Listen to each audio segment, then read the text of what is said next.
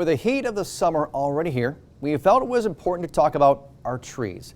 We planted our apple tree last week, but today we are talking about the ones we planted years ago. Welcome back, Northern Michigan. Justin joining me here today, and we're weeding the apple tree. It's been here for a while. This is our established one, what, about 4 years ago, Justin? Yeah, I think it's been 4 years ago. So it's obvious I don't weed it every week, every month, maybe once or twice a season. It should be done a bit more often, but why are we doing this, Justin? Yeah, and to take the competition away, you know, underneath your tree, you should weed it like we're doing now. Yeah. So it doesn't get choked out or whatever.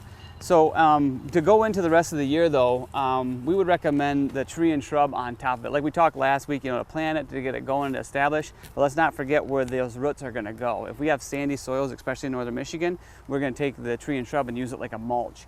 So imagine where it's going to be next year and the year after, not just today where the drip line is. So we want to go outside of this box here, the circle, maybe a foot, and then we'll sprinkle the tree and shrub out there and make like a mulch around it. And that will help start driving that nutrient in, just like we talked about last week. There's gypsum in there for calcium and sulfur. There's tetrahydrogen around phosphorus. There's dairy in here. These are all things to feed this tree to make sure it can be healthy and happy as we need it. Right, now that we're looking at the tree too, if you notice there's little bits of yellow in here now. Is that a concern? No, we talked to Terry about that a little bit. He said, don't worry about that. You know what happens. It's just part of, you know, Mother Nature, so it's not a big deal. But we are watching, it's something we've seen over the years.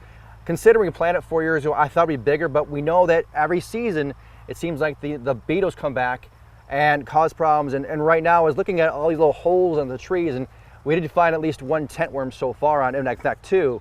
So what can we do? Yeah, I mean, it's a concern. Yeah, you're right. Any pests like that, you know, it's just, we got to watch it. You can use an organic spray or a conventional spray for tent worms. You know, the beetles will come back, or we got to make sure they don't.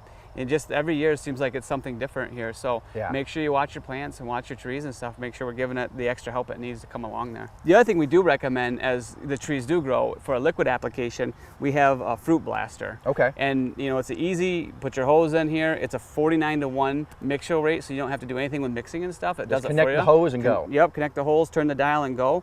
And it's a 1,5,13. So you don't need a ton of nitrogen on here, but trees love their potassium. Right. So there's potassium in here, and also what this has in it is the humic acid and then the kelp. And kelp is, you know, we use it for a lot of things, but kelp in trees or anything is wonderful for immunity and stuff like that, and a natural pest to keep the pest away too. So another great product to help. All right, and the key thing, it's just a quick spray, right? Yes, thank you. Yes, it's a crisscross. Yep, it's a crisscross spray. You don't want to water with it because it is nutrient. Yeah, don't key water. things. Yep, absolutely. All right, so we kind of got rid of a bunch of these weeds here. So it's simply now just kind of getting more tree and shrub on here and expanding it a little bit. Yep, we'll just put it on top there, and then, like I said, a lot of people use this just as mulch, just to really help. You know, instead of just putting bark down to break it down, we actually will put the tree and shrub down here. It's organic, and then that'll really help feed it, and you can see it will choke those weeds Expand it out. outward. Yep. Don't want to go too high on this point around the center point. That's right. Yep. And you can see it will act just like a mulch. Now, obviously, you know, with the weeds and stuff, they will grow through next year, and make sure we weed it again and don't give that tree a whole bunch of competition. Let it have this area for itself, and then this will work down and put those minerals down there like we talked about, and then get those, you know, those apples once it starts producing, tasting like good apples. The way it's supposed to, exactly. Like it's supposed, like great grandpa used to have, right? Right, exactly.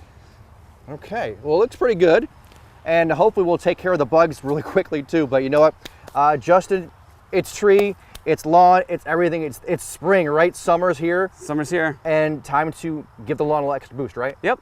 Yeah, we'll talk about that and what to do for your lawn to keep it going all summer long next week.